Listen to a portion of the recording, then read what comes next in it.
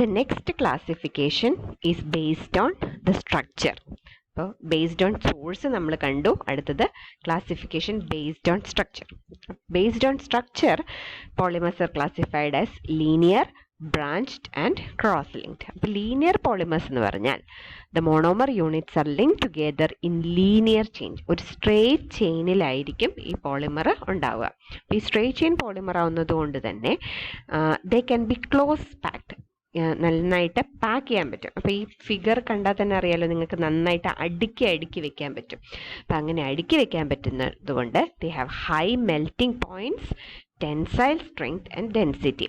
High density ആയിരിക്കും, നന്നായിട്ട് ഈ ചെയിൻസ് എല്ലാം അടുക്കി വെച്ചിരിക്കുന്നതുകൊണ്ട് നല്ല ഡെൻസ് ആയിരിക്കും.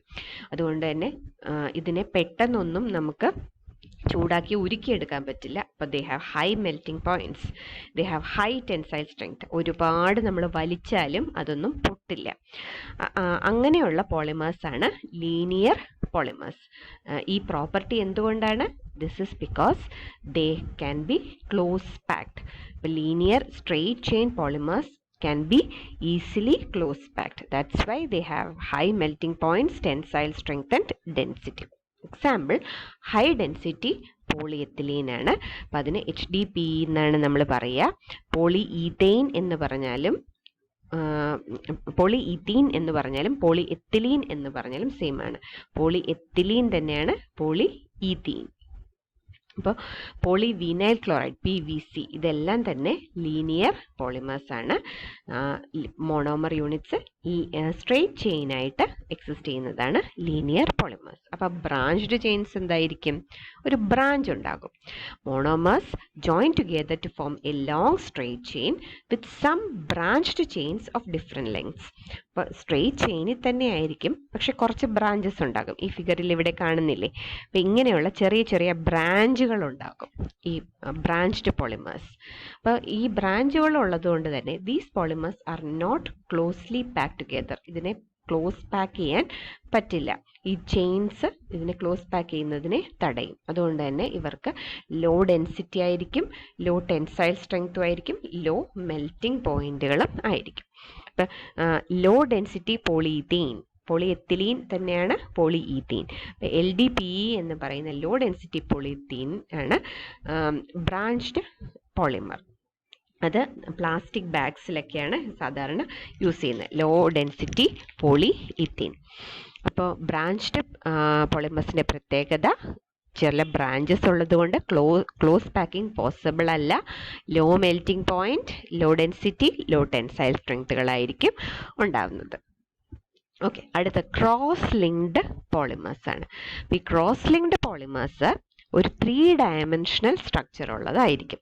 അപ്പോൾ ലീനിയർ പോളിമേഴ്സ് എന്ന് പറയുന്നത് 1 ഡയമെൻഷനലാണ്. ബ്രാഞ്ച്ഡ് പോളിമേഴ്സ് എന്ന് പറഞ്ഞാൽ 1 dimensional with a second dimension chain. ഇനി ക്രോസ് ലിങ്ക്ഡ് പോളിമർ എന്ന് പറഞ്ഞാൽ അത് 3 ഡയമെൻഷണൽ നെറ്റ്വർക്കാണ് ഫോം ചെയ്യുന്നത്. അപ്പം ഇത് ഫോം ചെയ്യണമെങ്കിൽ the monomers should be bifunctional and trifunctional. അതായത് ഒരു ഇപ്പം നമുക്ക് ക്ലാസിഫിക്കേഷൻ ബേസ്ഡ് ഓൺ പോളിമറൈസേഷൻ പഠിക്കുമ്പോൾ നമുക്കറിയാം, പോളിമർ ഫോം ചെയ്യണമെങ്കിൽ ഒരു ഫങ്ഷണൽ ഗ്രൂപ്പ് വേണം. അപ്പോൾ ആ ഫങ്ഷണൽ ഗ്രൂപ്പ് റിയാക്ട് ചെയ്തിട്ടാണ് പോളിമർ ഫോം ചെയ്യുന്നത്. അപ്പോൾ ഒന്നിലധികം ഫങ്ഷണൽ ഗ്രൂപ്പ് ഉണ്ടെങ്കിലേ നമുക്ക് ഈ ക്രോസ് ലിങ്ക്ഡ് പോളിമേഴ്സ് ഫോം ചെയ്യാൻ പറ്റുള്ളൂ. ഒറ്റ ഫങ്ഷണൽ ഗ്രൂപ്പ് ഉള്ളപ്പോഴാണ് നമുക്ക് സ്ട്രെയിറ്റ് ചെയിൻ പോളിമേഴ്സ് ഫോം ചെയ്യുന്നത്. ഒന്നിലധികം ഫങ്ഷണൽ ഗ്രൂപ്പ് ഉണ്ടാകുമ്പോൾ, 2 ഫങ്ഷണൽ ഗ്രൂപ്പ് ഉണ്ടെങ്കിൽ ബൈ ഫങ്ഷണൽ, 3 ആണെങ്കിൽ ട്രൈ ഫങ്ഷണൽ, അങ്ങനെയുള്ള മോണോമേഴ്സ് ഉള്ളപ്പോഴാണ് ക്രോസ് ലിങ്ക്ഡ് പോളിമേഴ്സ് ഫോം ചെയ്യാൻ പറ്റുന്നത്. അപ്പോൾ ഇതിൻ്റെ ഒരു പ്രത്യേകത, they have stronger covalent bond in comparison to other linear polymers. ബാക്കി 2 പോളിമേഴ്സിനേക്കാളും കൂടുതൽ കോവാലന്റ് ബോണ്ട് ഫോം ചെയ്യും. അത് ഒബ്വിയസ് ആണല്ലോ, ഒന്നിലധികം ഫങ്ഷണൽ ഗ്രൂപ്പ് ഉണ്ടെങ്കിൽ ഒന്നിലധികം കോവാലന്റ് ബോണ്ട് ഫോം ചെയ്യും. അപ്പം അങ്ങനെയുള്ള പോളിമേഴ്സിന് എക്സാമ്പിളാണ് ബേക്കലൈറ്റും മെലാമിനും. ഇതിന് ചില സമയത്ത് ഹൈ ഡെൻസിറ്റി ഉണ്ടാവും. ചില ടൈപ്പ് ഓഫ് പോളിമേഴ്സിന് ഹൈ ഡെൻസിറ്റി ആയിരിക്കും, ചിലതിന് ലോ ഡെൻസിറ്റി ആയിരിക്കും. ഇപ്പോൾ cross linked polymers generally high density ആയിരിക്കും, ചിലപ്പോൾ മാത്രം അത് ലോ ഡെൻസിറ്റിയിലും കാണാറുണ്ട്. അപ്പോൾ ഈ ക്രോസ് ലിങ്ക്ഡ് പോളിമേഴ്സ് ബാക്കിയുള്ളവയിൽ നിന്നുള്ള വ്യത്യാസം എന്താണ്? മെയിനായിട്ട് അതിനകത്ത് ബൈഫങ്ഷണൽ ആൻഡ് ട്രൈ ഫങ്ഷണൽ മോണോമേഴ്സ് ഉണ്ടാവും എന്നുള്ളതാണ് അതിൻ്റെ main difference. Okay, classification based on origin കണ്ടു. ഇനി ക്ലാസിഫിക്കേഷൻ ബേസ്ഡ് ഓൺ സ്ട്രക്ചർ ആണ് നമ്മൾ കണ്ടത്.